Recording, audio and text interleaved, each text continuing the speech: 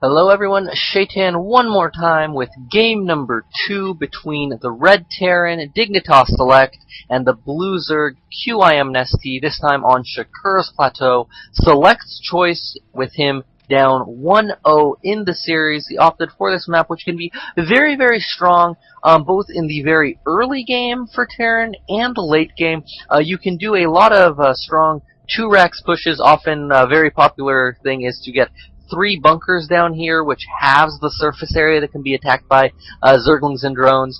And in the late game, as Nestea learned to his chagrin, facing MVP at BlizzCon, is this map can be split down the middle almost perfectly. And you drop a planetary fortress here, maybe one here, and you can just play a very, very strong style of Turtle Terran that is very, very hard to break. Especially if you supplement your, normal biomech force with some ghosts to snipe off broodlords and ultras. So we'll see if the game decides to develop that far, what Select really wants to do, how he's going to approach the game in this must-win situation for him. So he does drop down a barracks at 12. Doesn't look like we're going to be seeing an 11-11 racks, none of that, hyper-aggressive 2-rack style, but he still does have the option to, drop another barracks here at maybe 14, lift it off over here, and then start rallying Marines over. We do see that this time, Nestea is opting to go for the 15 hatch, so a more standard opening on this map rather than going for the pool first. And Select also is getting, the racks and then following it up with the refinery, so probably going to be seeing reactor Hellions out of him. It's almost to be expected. If you don't know what a Terran player is doing, assume they're going reactor Hellions, and you probably won't go wrong with that guess. Now, Nestea is actually playing quite greedily. He droned back up to 16, got a gas, and then finally got his pool, but he should be just fine with the opening that Select has decided to go for. If Select had gone for some type of 2 racks, then having his Zerglings come out that late could have been deadly, but, no big deal. Doesn't look like that's going to happen in this case. The gas popped up, and we'll see how Select decides to follow up the Reactor Hellion opening when we should be seeing a factory going down almost any second now. Now, there is a fake bunker here down from Select. This is just sort of to pull some drones off the line, make them, not mine, and it's just overall to be annoying. If you are like me and terrible on the ladder, you could let this bunker finish because your drones decide not to obey your instructions, and then Select can just rally over a Marine into here and potentially make a lot of Zerglings, or even best case for him, win the game by killing the hatchery, basically. Now, even so, we see that Nestea is making 6 lings. I'm sure he wouldn't want to make that. Probably would prefer instead to just make 2 or even 4. But he's, costing.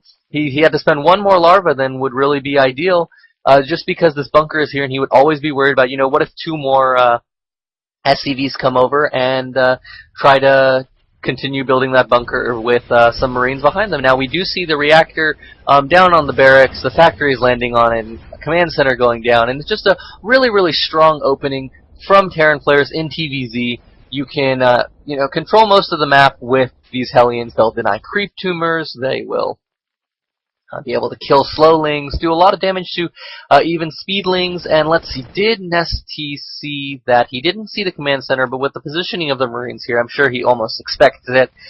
We do see also a nice move from Select. He's getting this tech lab on the barracks. Now, one of the counters almost to a Reactor Hellion expand is going heavy roach, trying to bust him down because Hellions and Marines in low numbers are not good against roaches. And Nestea, in fact, has dropped down that roach warren. But Select, as long as he doesn't play too greedily, will be able to, make a marauder or 2 as he needs out of this barracks and probably be fairly safe.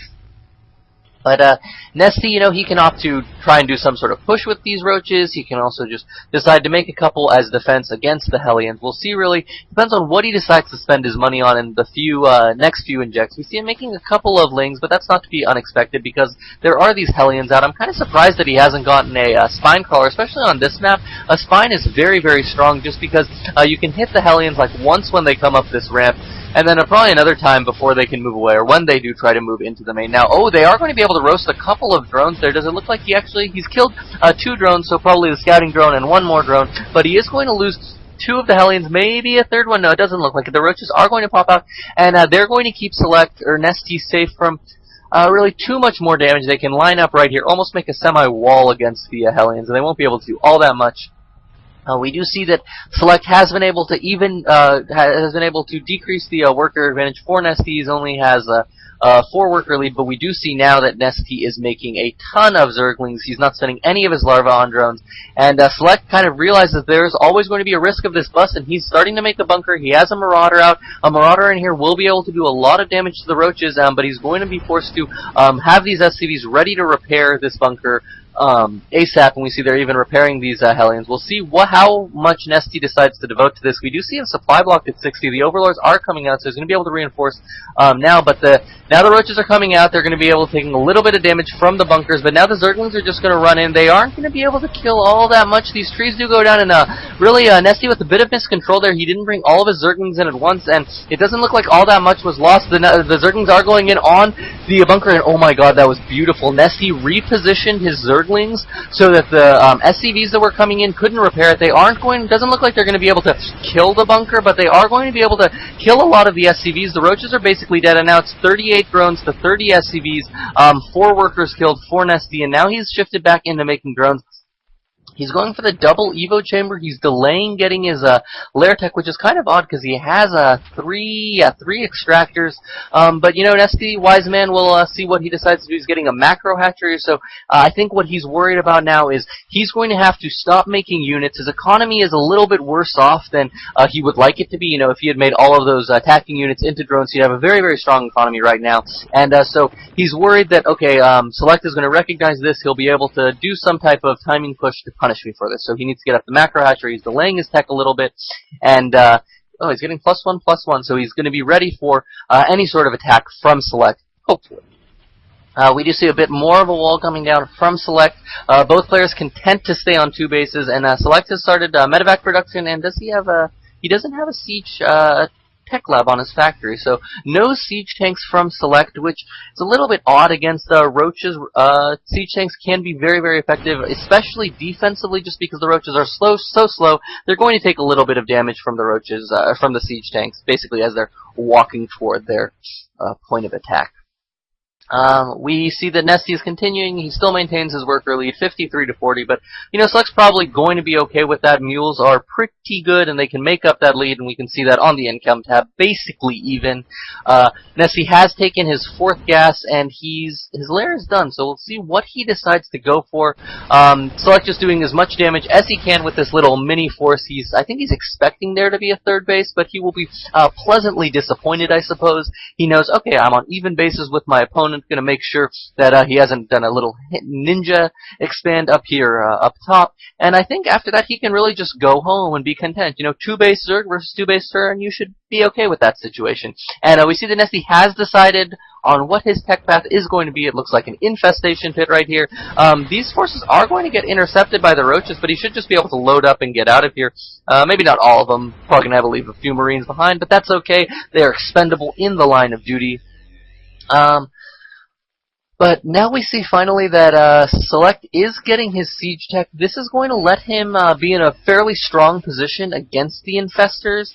With enough siege tanks, you can make it so even though your Marines can't move, the infestors that come in and try to do fungal growth damage are going to be able to be taken out. And we see this Select's actually being very, very aggressive right here. He's going to do a bit of damage to the units of Nestea, but it doesn't look like it'll be enough. Like, he's going to be driven out by these roaches. There are a couple of Marauders here doing a lot of damage, but Select does pull up. He is going to pull into the main and drop over here, but that's going to give Nestea time to get out reinforcements. More roaches pop out. There's a couple of Zerglings right here. He might lose a queen or two, which is, you know, a good blow for Nestea, or for Select, and now Select knows exactly what's coming. He sees the infestation pit. He's going to be like, okay, I need to make a lot of tanks, I need to make Marauders, and I need to be ready to take up a very, very defensive position as... If I, you know, engage in a poor position, you know, fungal growth can just really ruin my army. And he's probably going to be happy that he doesn't have to deal with Mutalisks, because those require a much more active style of management from the Terran player, just because they're going to have to deal with multi-pronged harass, etc., etc. So Nestea has finally taken his 3rd base. He should begin transferring drones over, but we see that he's actually now down drones down harvesters to the Terran player, and that's really a situation this looks going to be happy with.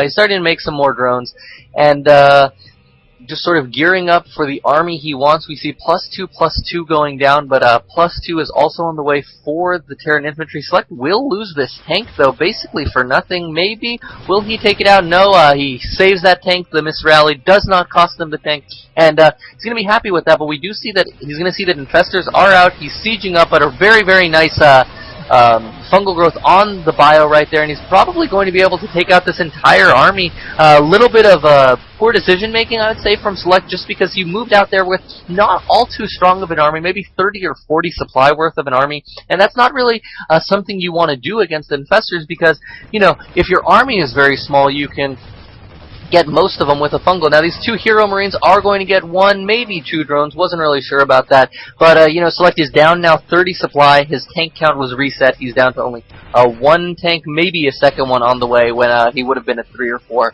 if he had not done that push. And Nestea can actually just bypass this entire army if he so pleases and set up sort of a light contain outside of the natural. Select has taken this third base, dropping all of his mules, but I don't know if he's going to be able to hold it just because of how strong this army is. It has the roaches, which have the +1 carapace, and they're going to be able to clean up basically this entire army, force a liftoff, and Nestea has to be pleased with himself. He's going to be up a base on his Terran opponent, and he's been able to keep the Terran army to a very, very small size, to a point where his fungals are able to pick off a very, very large percentage of the army. Now, he is retreating. You know, he's going to regroup. He's making a bunch of lings, and we see a very, very fast, well, not a very fast, but a pretty fast hive from Nestea on the way. Probably going to be going into Ultralisks, because he does have the +2/+2 research, and if these Zerglings can pick off the tank, we see only 1 tank, 2, 3. There's 3 tanks now from Select, but it looks like he's just going to move in. He picks off all of these Marines. He's even nice control on the infestors. You don't see that a lot of times. A lot of players just sort of put their infestors on the same hotkey as their army, move in, and then they lose them with the push. But we see that not Nestea. He saves all of his infestors. They're just chilling back here, ready to fungal another day. And even though Nestea is losing a lot of his army every time, he's keeping the infestors, the gas-heavy units, and he's denying mining at this third base. We see that Nestea has killed 32 harvesters. It's 44 SCVs to 65 drones. And the fact that this is an orbital and not a planetary fortress makes this type of attack all that much better. A little bit of poor timing there from Nestea. He wasn't able to get the fungal off to let the Zerglings do the damage they needed. But still 4 infestors left, +3/+3 on the way, adrenal glands on the way, an Ultralisk cavern, more and more Zerglings, and I think Select just has almost a countdown right now to his certain destruction. He is trying to stave it off, doing this drop against a non-Mutalisk-based army. Drops are going to be very, very effective, just because they'll force you to pull a lot of your army down along a ground path to engage. But I don't know if it's going to be enough, and I think it might actually cost Select a lot, because he's going to be caught without those units when this attack finally does come in. Fungal goes down. It's decent. And he loses a couple of infestors, a couple more infested Terrans go down, but all of these Zerglings just streaming in are going to be able to doing a lot of damage. They actually just stream into the natural. They're going to take out this bunker, move in, take out a bunch of the SCVs, it looks like, and that's just going to be a really, really bad blow for Select. We do see the drop moving into the third base, but there's 2 spine crawlers here to greet it, and a queen with transfuse. We'll see what she decides to do, but really just a bad situation for Select. 75 supply to 122. Zerglings moving in, taking out the SCVs at the third base, and this drop is driven away by hero drones. It looks like the fungal pops out, and that's probably going to spell the end for these drops, especially with these Zerglings coming in. The infestor does get taken out, but if we look, 61 SCVs killed to 14 for Select. The harvester count is 71 to 30. This third base, yes, it is up, but it isn't going to be able to do all that much mining, and Select's resources are drying out. Nestea's expanded to his 4th base. He's going to be in a very, very comfortable situation, and now the Ultralists are on their way out. 3 Ultras, chitinous plating on the way, and we see another drop. Where is it? I heard the drop noise, and it's gone, but we see the infestors are moving in. No fungal growth this time, just infested Terrans. Nestea, don't prove me wrong. Move those infestors away. And that actually is probably one of the worst attacks that Nestea has made this game. There's also a drop at the 4th. It's probably going to take out this hatchery, so really, this is what Select needs to do if he wants to come back, but he's just in such a rough situation with only the 36 SCVs to 74 versus his opponent. I think Nestea's just going to regroup, make a ton of Zerglings, and maybe get up to 150, 160 supply, and then go for the attack on the third base. I'd like to see maybe some Nidus. I don't know about Nidus. There's not really anywhere of a good place, but some drop play into the main would be a nice touch maybe, but I don't know how effective it would be. Just be cool to see from Nestea. More and more Ultralisks being made. Where are they? There are 4 out and another 5 on the way. Where are you rallied? Here we go. These Ultralisks rumbling along. The only thing is Nestea's going to need a bunch more Zerglings really to sort of not soak damage, to do the damage as the Ultras soak. And we'll see when he starts to make those. But now he has the 4th base mining. He is up 79 drones to 48 drones. So Select is starting to make more and more drones, but he's still just so far behind. And if we look at his army, he only has 2 tanks, 50 Marines, and Marines aren't what you want against Ultralisks. Well, does he know that the Ultra Cavern is down? Where is the Ultra den? Huh. Ultralisk then. He doesn't know the Ultralisk Cavern is down, so I think maybe he's just expecting Marine Bling. Let's see, maybe he's expecting Sling, Bling, Infester with Broodlords. So I guess having the Marines then is, better than having Marauders against Broodlords. But when these Ultralisks show up, especially with the Fungals to pin the Marines down, he's going to be in for a little surprise. We see that he's finally aware of the Ultralisks coming down. He does have the Ghost Academy, so he's going to try and get out some Ghost Snipes. Can be very, very good. Go watch MVP July if you want to see an Ultralisk army just melt with lots of little pew-pew noises from the snipe. But Nestea is moving in right now with 11 Ultras, almost excessive, I would say. I mean, that's 66 supply, and not too many Zerglings. It just looks like it's mainly Ultra, 36 Zerglings. So with Fungals, he'll be able to do a lot of damage to this army just because the bio won't be able to kite, and we will see a couple of Fungals going down fairly soon. I think the Ultralisks now are rolling in. They're kind of backed into this corner, so the bio isn't going to be able to kite all that much. On top of that, Fungals are going down, and Nestea is going to be able to use these Ultras to wipe out a lot of the fortified position of Select. I don't think will it be enough to kill him? It might be. Only 12 Marines left now, all of them very, very damaged, and there's a couple of medevacs, but this base is basically going to be forfeit. He can lift it off. That's the one downside to not having any air, but look at these SCVs. Almost all of them are going to go down. The Zerglings come in, clean up a lot of the SCVs as well, and everything goes back into the natural, and Nestea just pulls back because he doesn't have to go and kill his opponent right now. He knows his opponent hasn't taken this base. He knows this base is not doing any mining. He'd be aware if there was a command center planted here because of this Overlord, so he can, just take a 5th base, macro up some more, maybe give himself some more diverse tech options. A Spire right now would be really nice, and then eventually go in and starve his opponent out. We do see a double drop coming from Select. This is really all he has available to him, and Nestea is just going to do as much damage as he can, takes out the refinery that is offended so, and Select finally realizing, my opponent's just staying on ground. I'm going to make a lot of siege tanks and try and push my way out of the contain that way. But it might be too little too late. There's only double tank production now. He can probably do a 3rd, can't he? No. So we'll have double tanks on the way, but Nestea is just maxed. He has starting to build up a bank, 75 harvesters, 58. And it looks like Nestea's just going to try to go in and break. A little bit of an odd decision, especially moving these infestors here. One infestor is going to go down, and the Ultras are just too fat to get through that hole. But eventually they will realize, we need to kill this depot right here. A bunch of infested Terrans are dropped, trying to drive away the bio, and finally the Ultralisks realize we need to break down that supply depot. All of these SCVs are just herded into this area, but the wall is not going to go down.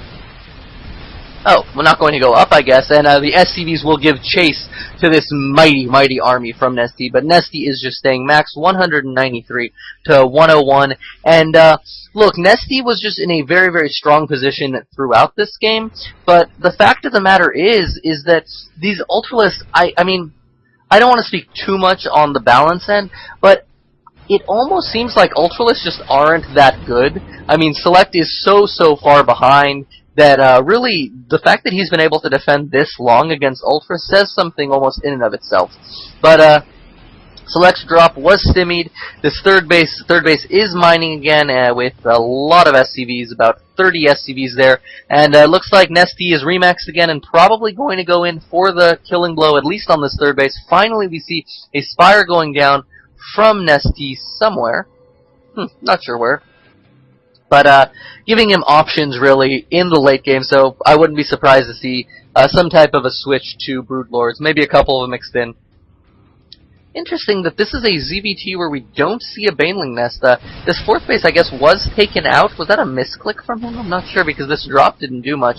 But this army's pulled back by the drop, and I'm kind of surprised, though, that we don't see a Baneling Nest anywhere from Nestea. I mean, you know, you have a lot of money built up. You can, your opponent really has nothing. He has 3 mineral patches left to mine from, and he's going to have to go all in right now. Why not make a bunch of Banelings, you know, try and just overwhelm your opponent with a big old ball of Banelings? But, you know, to each their own, and Nestea is still maxed. He's up about 60 supply, 70 supply on his opponent, and he sees his opponent's trying to fortify up, goes in with his army, and I think even if he loses the entirety of his army, Select is not going to be able to remax. He has almost no money.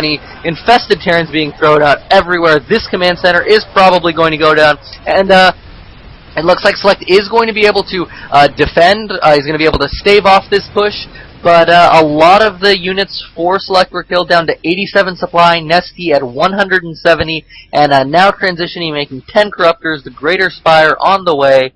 I think there's a little bit of damage done to this extractor by the drop, but it looks like the drop will finally be cleaned up.